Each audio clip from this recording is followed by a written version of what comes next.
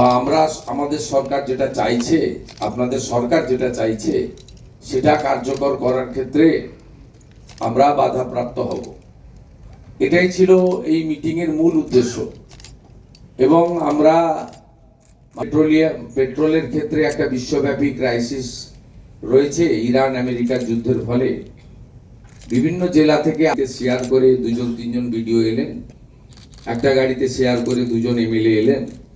এইভাবে আমরা মাননীয়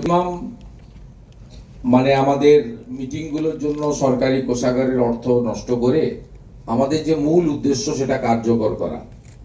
আর আমাদের মাননীয় 5জন মন্ত্রী এবং প্রধান সচিব, ডিজিপি প্রাথমিক কাজগুলো শুরু করেছি। আমরা আহ্বান করার ক্ষেত্রে সমস্ত বিধায়কদেরই 5 বছর সাফার করেছি আমরা ওরা ভিত্তিতে।